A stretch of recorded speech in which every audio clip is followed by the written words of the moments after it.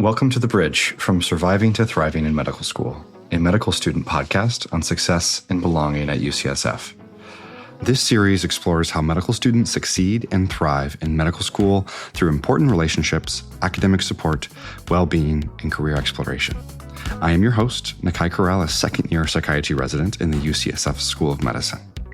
Today's episode examines how students can successfully build their application to residency. I would like to introduce three special guests in this episode. Kelsey Ogomori is a fourth-year medical student in the UCSF School of Medicine and is applying this year to general surgery. John Cruz is a fourth-year medical student in the UCSF School of Medicine and is applying this year to emergency medicine. And Dr. Aaron Harries is an associate professor of emergency medicine and is an emergency medicine career advisor. Kelsey, John, and Aaron, thank you so much for joining us. Thank you for having us. Yes, very excited to be here. So Aaron, to start with you, what is one thing you would like our listeners to know about you? Thank you, Nakai, and it's great to be on your podcast, and I feel so honored and grateful to share this session with Kelsey and John.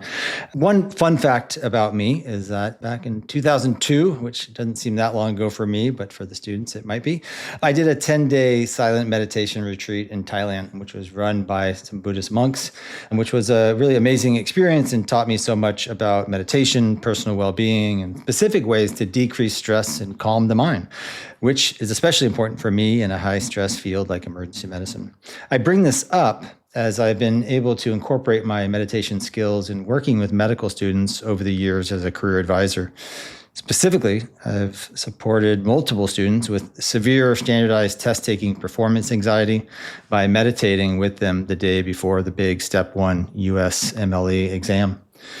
Being able to support students in this slightly atypical way brings me great reward and also highlights the second point that I wanted to make, is that students should be encouraged to bring their whole selves to medicine and their application to residency. Over the last 5+ years, there's been a true appreciation by residency programs to take a holistic approach in reviewing residency applications. Program directors want to see all of the different areas that you, as a student, are passionate about and that you could bring to their residency program. So as we dive into this episode about building your application to residency, I encourage students to keep all of their personal interests, accomplishments, and passions in mind as they explore and gain different extracurricular experiences during medical school. What is a role in the School of Medicine that gives you joy?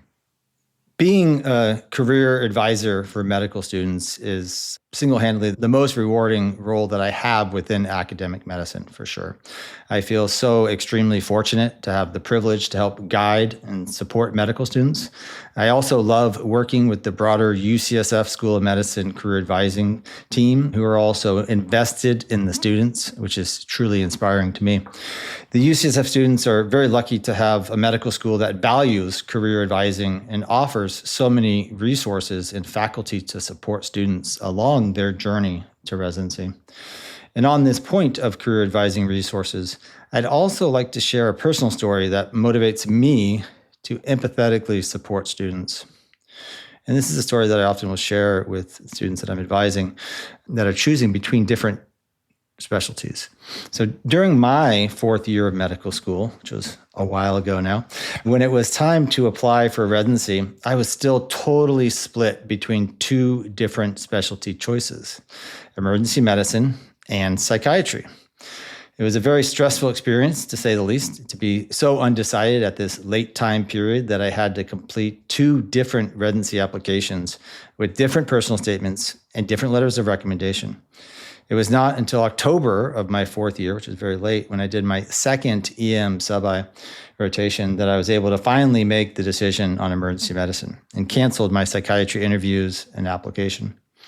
In retrospect, I had no idea how unusual it was for students to be this undecided to apply to two different specialties. So I use my personal experience to support students in making this important, and for some, a very challenging choice of which specialty in medicine to choose as a career.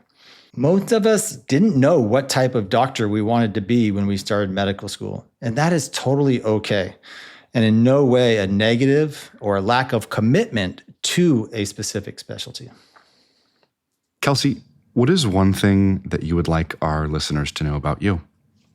Thanks so much for having me. It's really an honor. I think probably one of the things I love for people to know is that I'm the first person in my family to go to medical school. And so particularly surgery, my parents, they're very supportive, but they find it incredibly strange what I'm doing with my career trajectory. And so I always like to tell people that because I think oftentimes the operating room in particular, both kind of the culture as well as the customs, can be really inaccessible. And so coming into medical school, it can feel really daunting if you don't have necessarily this like historical intergenerational foundation that maybe it isn't for you. And so I like to preface it of like, I did not have that. My parents still find it incredibly strange when I come home from work and I tell them what my day looked like. And so it's okay if you don't have that. You can find ways to get knowledge, to get support, to get mentorship in other capacities, especially here at UCSF. And what is a role in the School of Medicine that gives you joy? I think probably one of the roles that gives me the most joy is I'm the medical student chair in the Muriel Steele Society. For those who don't know, the Muriel Steele Society is a UCSF surgical society specifically with the aim and focus of increasing gender parity in surgery. So that's for trans, non-binary, and folks who identify as women. And so as the medical student chair, I serve as that first contact for any medical students who are interested in surgery, who want to get connected, who maybe went through their clerkships and found for the first time on their rotation, like, oh no, I think I want to do surgery. I never planned for this. And so it's really given me a lot of joy to get to meet so many of those people, as well as to get to connect with a lot of the faculty who've really become role models for me. And John, what is one thing you would like our listeners to know about you? I want listeners to know that I come from the Philippines. I immigrated with my family here. I grew up in Central California in Bakersfield. Shout out to Central Valley. And I'm coming to medical school with a background in natural disaster relief and being in fire academies. And I think coming into medical school, it was really scary. I never imagined that I would be in medicine prior to coming to UCSF.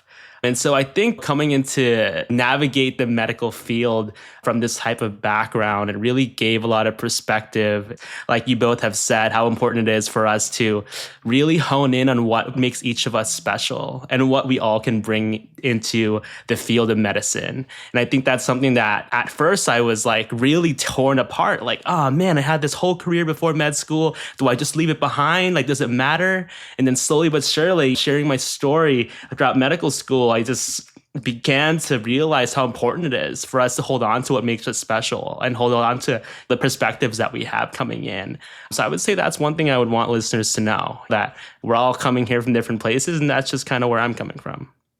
And to follow up on that, what is a role in the School of Medicine that gives you joy? One role that I've had here in the School of Medicine that brings me joy is being one of the student body presidents here in the School of Medicine. And it's funny because if you asked me before medical school whether I thought I would ever be in student government, I would think you're crazy. I'm just not that guy. I'm not into politics. I never thought of myself as the strongest leader in the group or anything like that. But I think being in medical school, what I really loved is just getting to know the people around me. Getting to know what drives them, getting to know what gets them excited and passionate. And I felt that building those relationships and then knowing what is bothering them, things that stress them out, and then also figuring out how we can go about making those changes in medical school and how we can work with the deans and other administration to be able to advocate for changes and making sure that students across the board are having the best student experience here in medical school. That's something that I really loved about student government. And then slowly but surely, started off as a class representative doing these socials here and there, and then started to pick up my advocacy from the people around me and growing as a leader, and then becoming student body president and really being in those big rooms and those big tables and helping to make these decisions that really impact the experiences of students here in the medical school, but also the experiences of our patients. It's been such an amazing and worthwhile experience, and I can't even imagine not having had this role if I would be the person I am today, honestly. And Aaron, going back to you, what do residency programs value most in an applicant? And how can students highlight these qualities? This is a really key question, and one we could talk about for hours. Residency programs want to see what students are really passionate about within medicine. And this passion of these interests I'm going to come back to throughout this episode. And also how that passion or interest is highlighted is through a continued narrative or theme running through a student's application. So specifically, program directors are looking for a longitudinal track record of things or activities students have been involved with, forming a theme or a narrative to their application. So not just a bunch of unrelated or one-off or short-lived activities. It's fine to try new things, of course, but try to show a theme around your interests. So for example, a student is passionate about working with underserved populations or research or advocacy leadership, then they should work towards gaining various extracurricular experiences in that area to show that longitudinal theme. One important point I do want to make, though, is that students should definitely explore all different kinds of extracurricular experiences and not just pick one thing or area to focus on solely, because medical school is truly a wonderful time to try new things, just as John demonstrated with his becoming a student class president that he had not thought of before. It is truly a time to explore different interests because you get to learn not only about yourself and your different interests, but to gain new skill sets as well. UCSF has no shortage of opportunities for students to get involved with as well. So in summary, programs want to see applicants show their specific passion within medicine and weave those passions and interests into a longitudinal theme or narrative.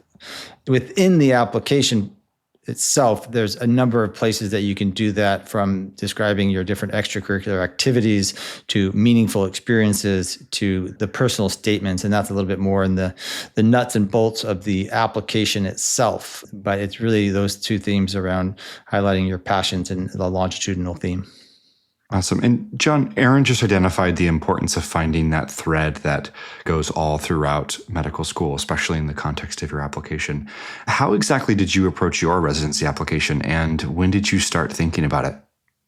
I think I didn't start to think about it until maybe a couple months before the end of third year. So for third years, that would be maybe October of their core rotations, nearing the beginning of your fourth year.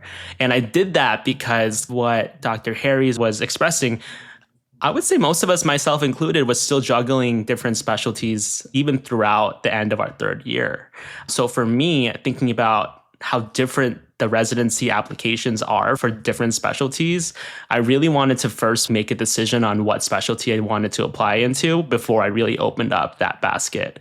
So that's what I did. So I decided around November of my third year on, okay, I'm going to be applying into emergency medicine. From there, I really knew that I needed to reach out to 3 or so groups of people. First, I really wanted to tell my mentors. I was really excited to inform people who have been with me since the beginning of medical school, even maybe before medical school, and let them know, hey, this is what I'm going to be applying into. Do you have any tips and tricks? And let's just brainstorm together on what's the next steps. The second would be the academic advisors. I think UCSF in particular has amazing academic advisors. There's 2 different types. There are the confidential and there's non-confidential advisors. And before my third year, I was very knowledgeable in terms of the confidential advisors, asking them a lot of questions and really picking their brain about their specialty. And then when I made the decision nearing the end of my third year to apply into emergency medicine, that's when I made that pivot. I reached out, I sent an email to the emergency medicine non-confidential advisors. Of course, Dr. Harries is one of them. He was amazing. And I remember just saying, hey, my name is John Cruz. I'm applying to emergency medicine. I'm here for the ride. I just wanted to put my name in your brain for right now, but probably talk to you soon. And then the third group for me was telling the people around me. I feel like a lot of people, especially at UCSF, are a big family, and sharing that, hey, look, I decided, let's do this thing. And then hearing about other people deciding to also pursue the same specialty is super exciting to me. And one thing I learned looking back into the application cycle is it's extremely isolating. And the thing that got me through a lot of difficult points was the people around me going through similar things. Like, man, this stuff is so stressful. Or, oh my gosh, am I going to get my letters in time? I don't know. But people around you who know exactly what you're thinking about and know the exact deadlines and things we're all chasing, those are the people that I think you're going to get closest to. your fourth year and the ones that are really going to be celebrating with you the most at the end. And I'm really excited to have those people around me. I really appreciate that and perspective on the importance of building that community and keeping that community throughout all 4 years. And I think that perfectly leads into my next question for you, John, is how can you set yourself up for success across all 4 years of medical school, especially if you're not exactly sure what you're interested in coming into medical school? I am super reliant on the people around me. It's terrible. I'm such a needy human being, and that's okay because I just like hanging out with people and I like getting to know with them. And I think medical school is such a crazy time where you're meant to explore who you are as a human being and what drives you, what makes you passionate. And also at the same time, you have this awesome opportunity to witness other people go through the same thing. So one thing I would say that really helped me go through medical school, especially having not known what I wanted to do coming in, is looking at this whole list of specialties. I was thinking to myself, dang, how am I going to explore all of this? I have no idea where to start. All I know is I know that surgeons exist. I know that doctors, quote unquote, exist. I don't know anything else besides that. So for me, my first year, I told myself, all right, there's 12 months in this first year. I'm going to pick 12 specialties, and each month I'm going to spend 1 day shadowing one different specialty. And I'm going to really think about whether or not that specialty is something I could see myself doing. And that's a minimum. For me, I'm like, okay, 1 day in 1 month, I can do that. And so I ended up doing that. And I was able to do at least, I want to say 15 by the end of my first year. And by that time, going into rotations, I already had an idea of, okay, these 15, they fit in my little ranking of specialties. One thing I did once it became my third year of doing these core rotations now, I have this whiteboard in my room. I'm looking at it right now, actually, and I wrote down 1 to 10, and then I wrote down 10 different specialties that I figured were in my top 10 possibilities. And then at the end of each 2 weeks or so, I would move things up and down. Sometimes I'd bring my number 1 to my number 9, and sometimes I'd add in like a wild card here and there. Slowly but surely, as months passed, I would go from 10 to 7, and then from 7 to 5, and then eventually to 3. And then around November or so, I went from 3 to 1. Having that right next to my desk, looking at it and being able to just like ponder in my head, looking at that list, what do I see myself doing? What can I take off? What should I add back on? I think having that visual really, really helped me stay oriented and really choose the career and the specialty that I figured this is the one for me for sure.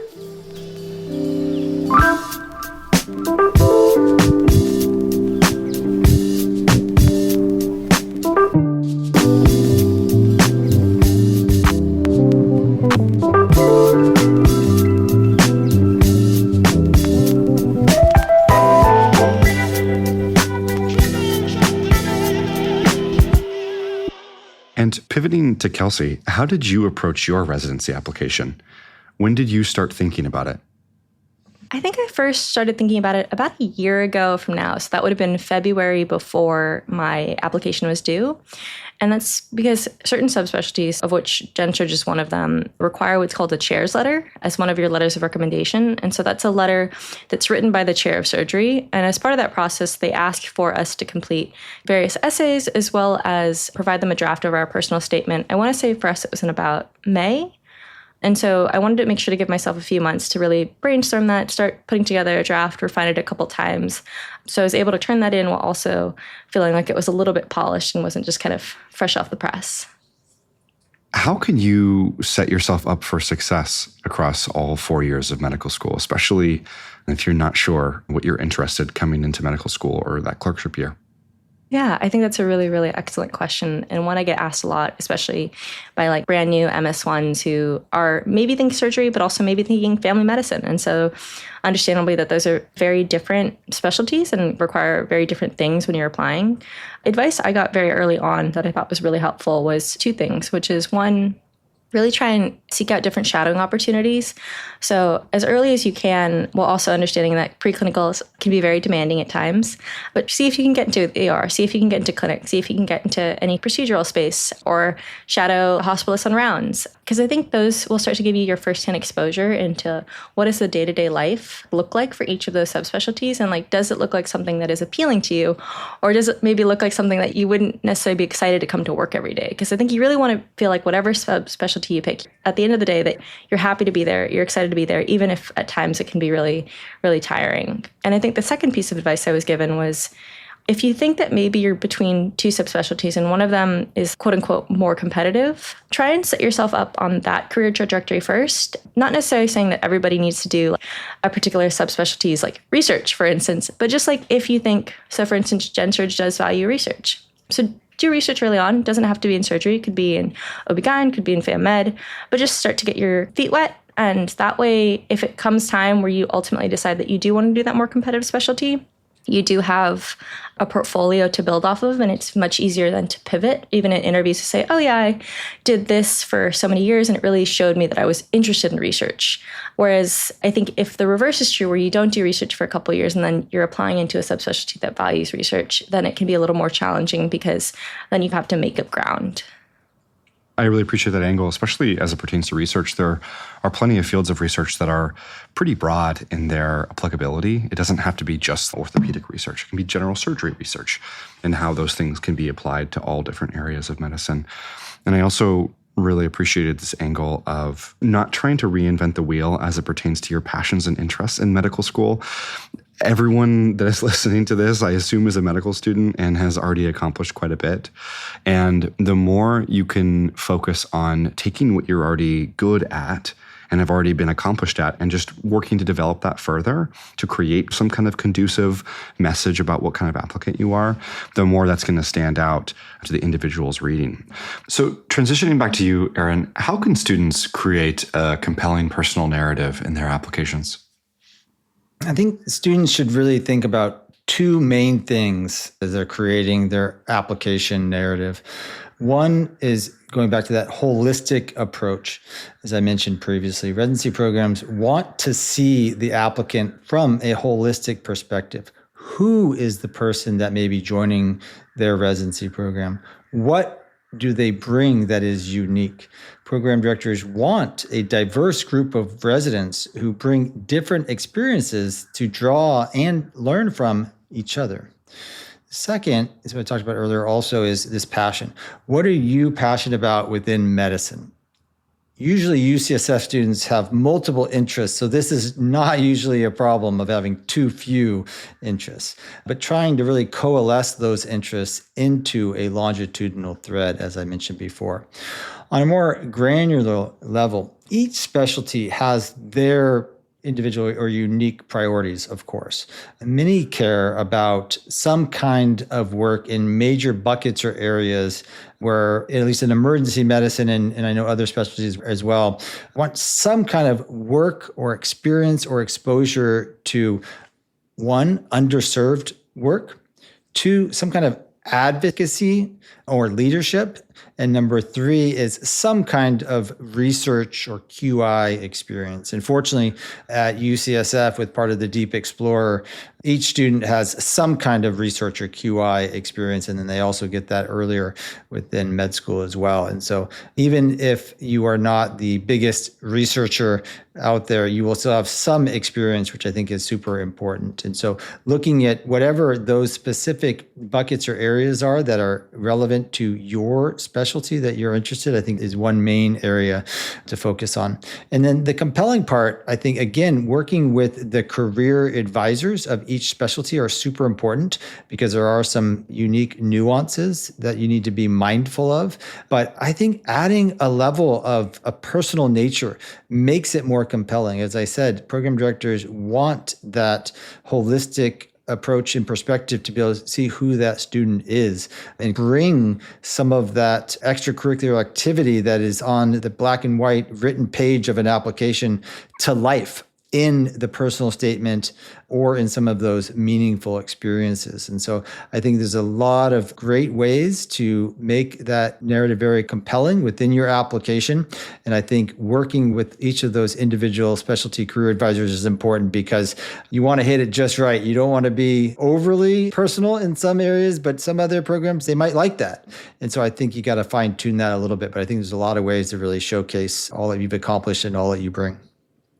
I really appreciate that perspective, and I think it's important to keep in mind specifically creating that application that is applicable in the context of the specialty that you're applying for. And speaking of that, what are some common mistakes that you think students make on their applications, and how would you recommend they avoid them?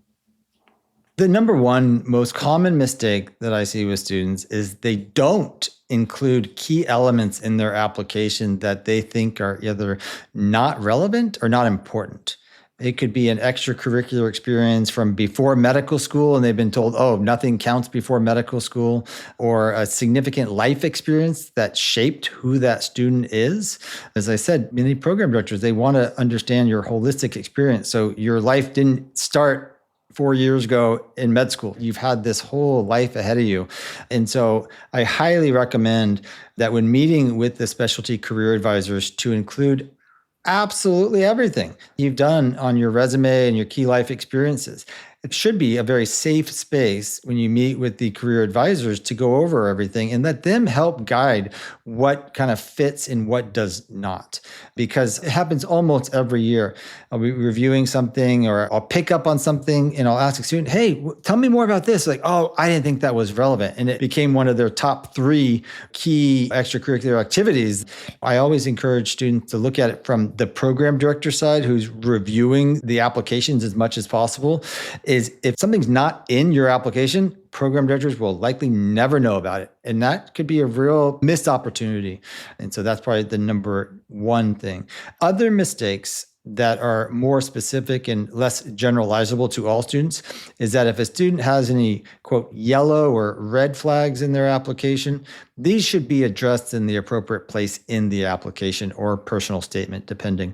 Examples being a failed course in medical school, a USMLE step exam that was failed, or any legal issues like a DUI. Again, I recommend you meet with career advisors on the best way to address these type of yellow or red flag issues, as these type of things, when not appropriately addressed, can lead to students not matching. And I've definitely, unfortunately, had some of those experiences with students that things kind of came up later that caused some problems. So I think that's another mistake that I see. Just, hopefully you can find a safe, trusted advisor to support you in whatever needs to be reviewed and addressed. Lastly, just a plug for students to use the UCSF School of Medicine career advising worksheet that's been developed. It's really awesome. It's very comprehensive. This is a working document that you can kind of continue working on and discuss with career advisors early on, because I think it sets a good framework to think about. And it's probably one of the best tools and resources for students to be aware of as they are building their application and building all of their extracurriculars, to make sure that they're getting some exposure in whatever those buckets or areas are that the program director or the career advisors thinks are important for that specialty. It kind of is a guide to kind of keep you on track. And thinking about these students who are in the process of building their applications or looking at their applications and feeling like it's just not strong enough, what would you kind of advise for these students, and how would you have them approach things? Oh, thank you for asking this question. This comes up a lot, and there's a lot of nuance there. There's a couple clarification points I'd like to make first. An application being, quote, not strong enough, or an applicant understanding, quote, how competitive they are for a given specialty is really important, and is sometimes fairly nuanced. But before I get into an applicant's competitiveness or strength, I want to make an important point about imposter syndrome and offer some words of support here.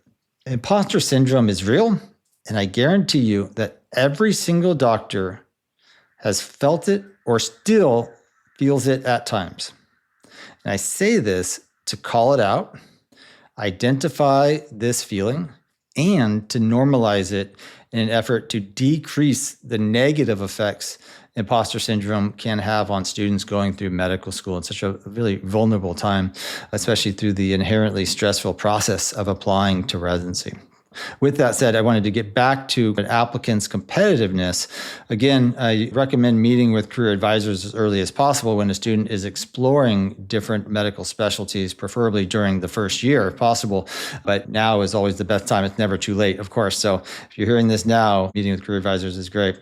But breaking down some of the subtle details of what makes a strong or a competitive applicant depends on a couple of important factors. And I would recommend that whenever you do meet with career advisors, specifically before you apply kind of in the summer of your fourth year, July or August, you should have that frank, open, candid conversation about how competitive am I as an applicant.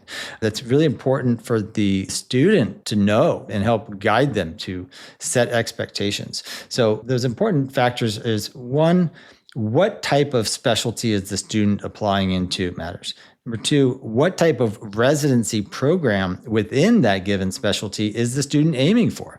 For example, do they want to go to a top academic program? Do they want to go to a community program or an urban or rural type practice setting? All of these types of factors are specialty specific and best discussed with career advisors of that specialty.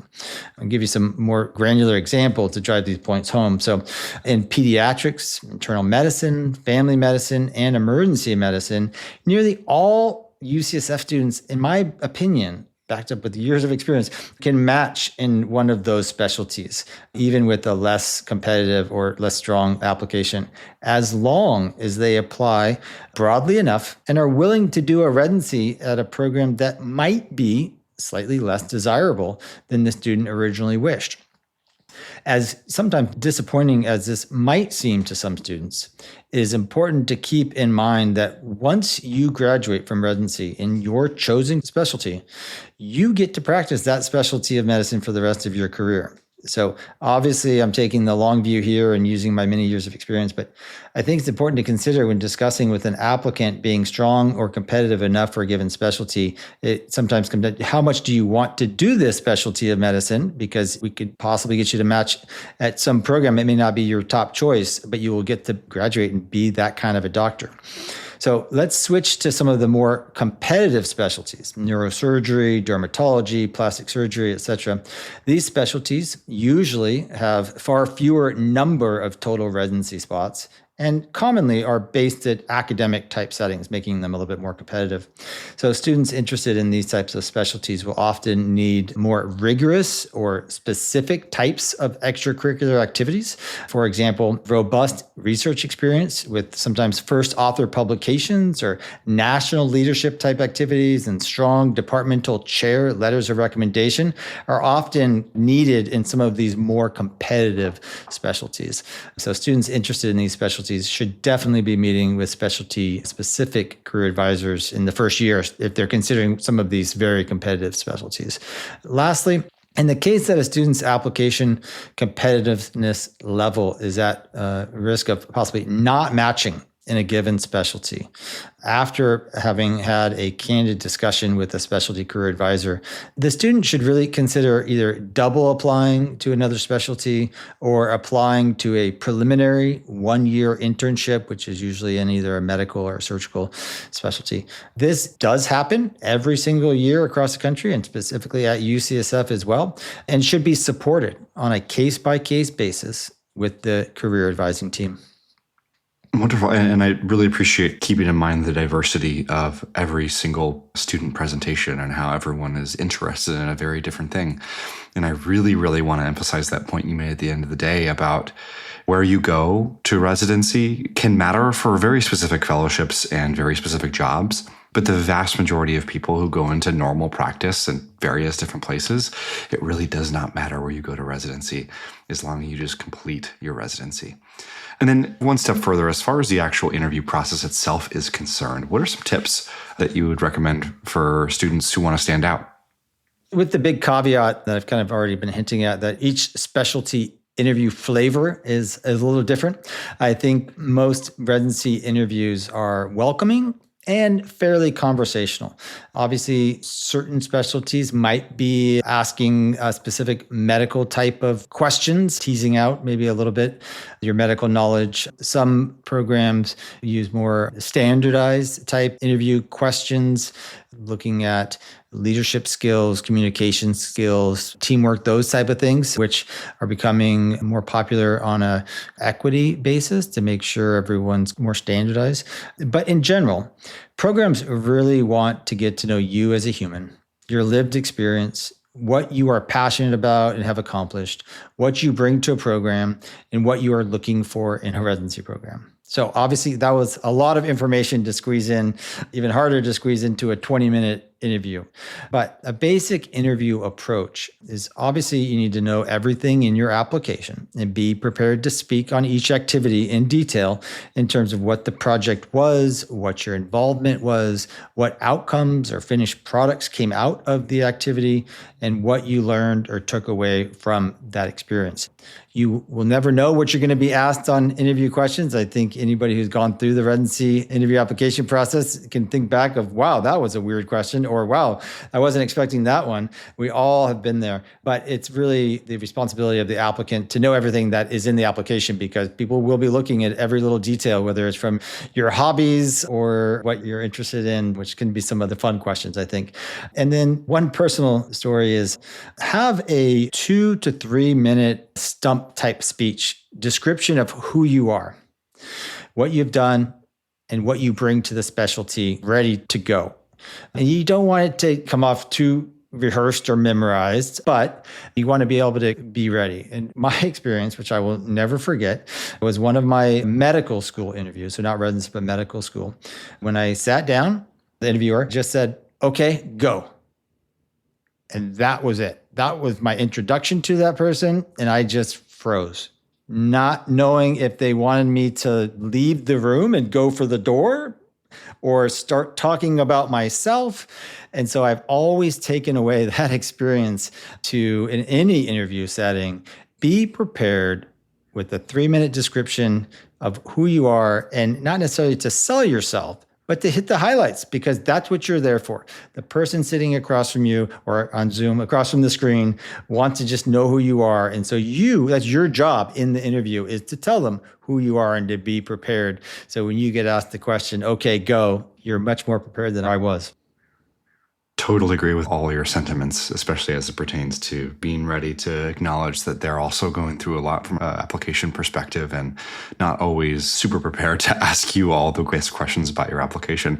And then finally, Aaron, the reality is rejection and challenges happens in the context of the interview season and the match process. What advice would you give to students navigating that process, but also thinking and contextualizing what that means for their career? Having been a career advisor for over a decade now, the biggest thing that I try and do as a career advisor is to be prepared for any rejection or challenges way ahead of time. That's my job that I'm working with each student on, to make sure there's no surprises. The short answer is meet with the career advisors as soon as possible if any match challenges develop, as it can be an almost impossible situation for any student to have to navigate that alone without experienced help guiding them. So it is a stressful situation. The long answer is that there are many different permutations of match challenges or rejections that always requires a case-by-case level of support. And so backing up a step, so hopefully appropriate career advising preparation and planning should have been occurring months prior to match week, preferably in the summer before applications are due. So July, August of your 4th year.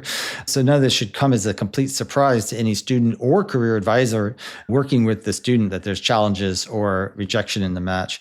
So ideally, any possible match challenges should be identified early. Occasionally, some students develop unexpected match challenges a little later during the interview season in October through November, when they receive less than expected or ideal numbers of interviews statistically needing to match in that given specialty. And each specialty kind of has data on how many interviews to kind of hopefully ensure a match. In the case of too few interview offers, say in that October, November timeframe, depending on the exact time, it may be recommended to quickly have the student apply to more programs or consider double applying in another specialty or to a preliminary 1-year intern program, as I mentioned before. These options are totally dependent on the timing of when this kind of challenge is noticed in the interview season, and also on a case-by-case, the individual student preferences, of course.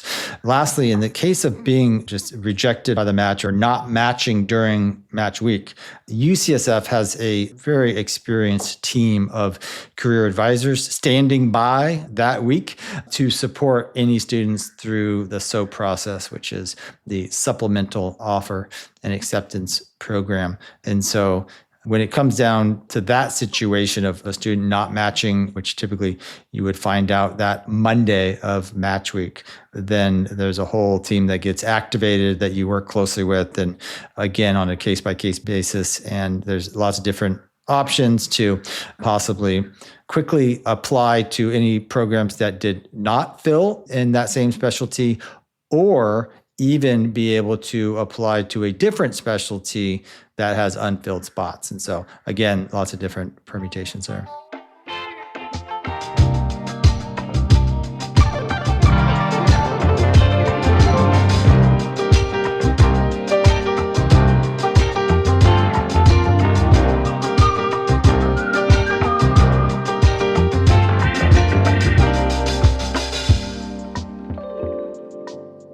Pivoting a little bit back to the students, John, what is one piece of advice you wish someone would have given you as you were applying for residency? I feel like residency, the whole application process is a lot. I remember just looking at the list of to-dos and just thinking, how am I going to do this? I am not meant for this. I need someone to just tell me what to do, kind of thing. I was looking at the things that I've done and I'm like, I don't even know what to do with this. I just don't know what I was thinking about some of these decisions and things like that. But one thing I would say is when you feel that wave of feeling overwhelmed, just trust in your story.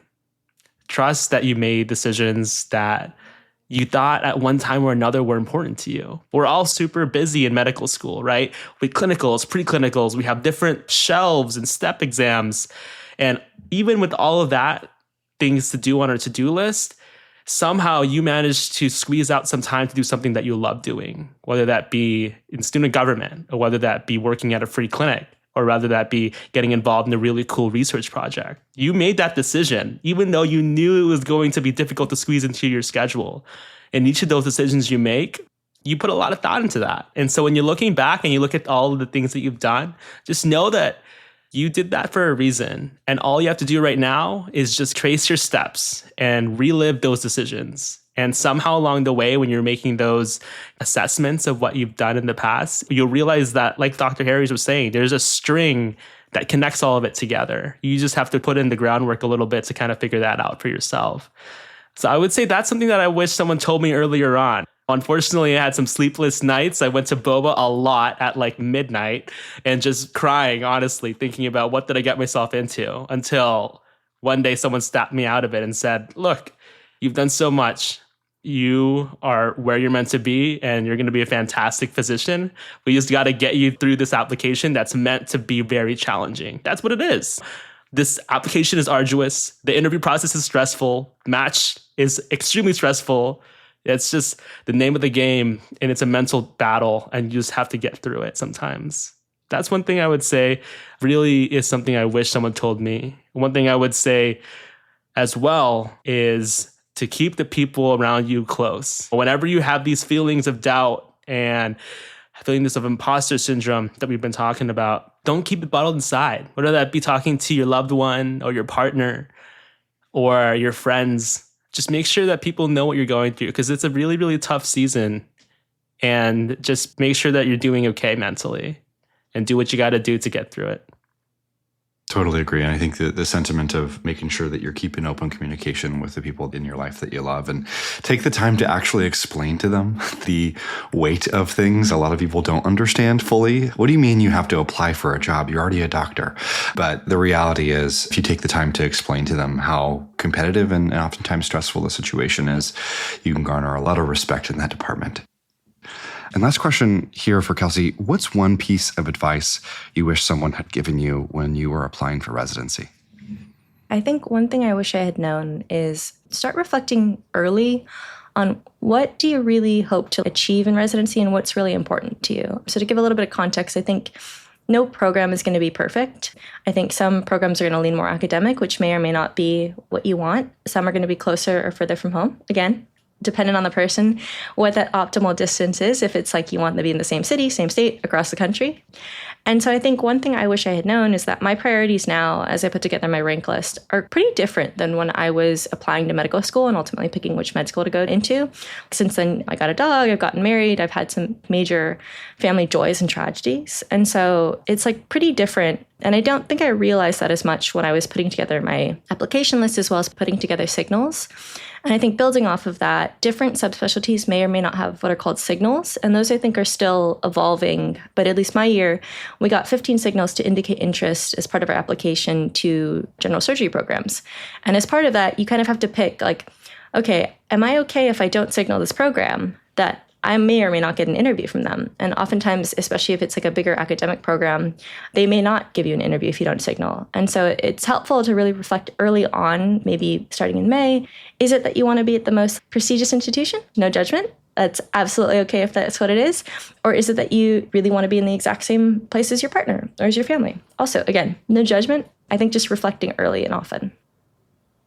Well, I want to thank Erin, John, and Kelsey for sharing their thoughts with us today on managing the application process and building a successful application to residency. I have one final question for each of you as we wind down. So starting with you, Erin, what might our listeners do to foster belonging for others at UCSF?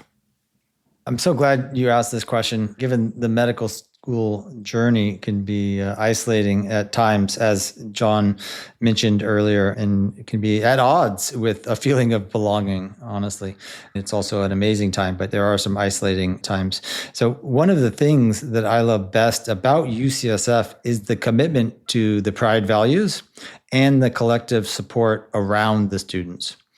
Every medical student at UCSF belongs here and has accomplished amazing things to get here, and will go on to even more accomplishments in the future as a physician. So don't feed that imposter syndrome, as I talked about earlier. Remember that you are not alone during this process.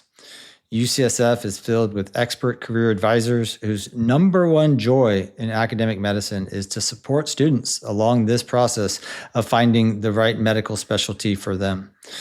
Most importantly, your student peers will be one of the biggest support systems you will have during medical school. So try new things, make new friends, and the more you put in, I can guarantee the more you will get back in return. Specifically, as belonging relates to building your application to residency, forming relationships not only with faculty and specialties that interest you, but get to know residents and fourth-year medical students in those different fields. Choosing the right specialty is not just about the type of medicine you will practice in the future, but it is also about the type of people and personality types that you will be working alongside during your career. You want to find a sense of belonging within your chosen career specialty. Lastly, I highly encourage fourth-year medical students to give back to junior medical students by mentoring and sharing what they have done to build their application to residency. This near-peer relationship cannot be emphasized enough and is a key to fostering belonging for others at UCSF. And with that, I'd like to thank Kelsey and John for giving back to their medical student community by being on this podcast with me, along with a big thank you to you, Nikai, our host. And I'll give a personal plug that the piece of speaking to residents in particular about their application process, I think can't be undersold. I think the fact that you have such wonderful career advisors here at UCSF is awesome. But I do think that sometimes the residents also provide a really valuable perspective and I think can be underutilized in the context of the application process. I don't think that I've had a medical student reach out to me yet about the general application process. I've had a lot of folks ask me about how to get into UCSF. It's so important because we all just went through that process. The context and the information you can get from the residents is invaluable. And then, John, from your perspective, what might other listeners do to foster belonging for others at UCSF? I think that just remembering what you've been through and how much you've grown as a human being and as a medical student, as a future physician, I think that's something that's going to really be pivotal in how you're able to foster belonging for others. So one thing I can think about is I remember being on my first sub-I It was at UCSF's emergency medicine department in Parnassus. And I was so scared. I was like, wow, I am doing a sub-I right now. This is crazy. And at the corner of my eye, I saw one of my really good friends also doing a sub-I in neurology. We were together at nights. I was on EM and she was on neurology. She was part of the stroke team. And I just glanced at her and I was like, wow, we're really doing this. This is us. We are living our dream. We came into medical school together and now we're doing our sub-Is and we're going to match soon. And this is so exciting. It just was such a great way for us to share glances. And then after our shifts were over, text and say, wow, we're here. We're here and we did it. And I can't believe it. We made it this far.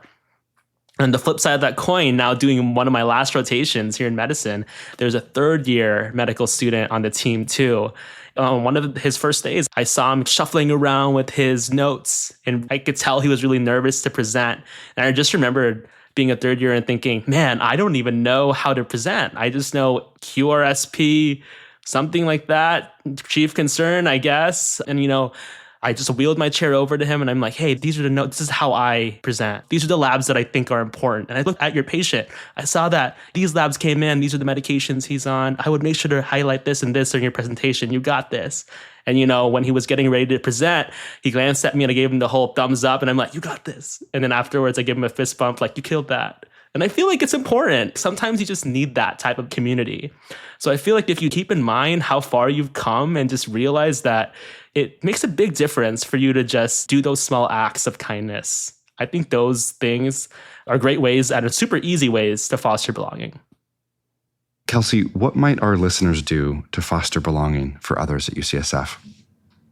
I think being open to being vulnerable. I think oftentimes medicine can be isolating in a lot of ways, particularly if everybody kind of gives, for instance, their highlight reel. So shows all of their successes, all of the best parts of their day. And so I think one thing I've really found comfort and community in is there are a couple other people who are also applying to general surgery this year, one of whom I was close with before the season started, one of whom I've kind of become close with since. And it's been really wonderful to get to connect with them after maybe a hard interview, or when I got an interview I was really surprised and excited about, and just to get to share both those highs and those lows. Because otherwise I think it's easy to become caught up in our own silos and focus a little bit too much on what we perceive to be our own struggles as well as other successes. So in conclusion, today we have learned what matters to residency programs, how students can build their application through medical school, how students can create their narrative and showcase their strengths. Thank you for joining us for this episode. Don't forget to tune in to other episodes in this series on medical student success.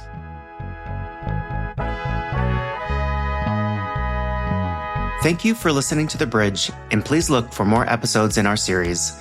The Bridge is brought to you by the UCSF Academy of Medical Educators Innovations for Funding in Education program. Our hosts are Alvin Wanga and Dr. Nakai Corral. Our production staff are Dr. Eric Hung and Valerie Jones. Our sound engineer is John Oliver. Our music is by Duke Q, Wax Roof, Mabanwa, and Les Imprimes, courtesy of Big Crown Records.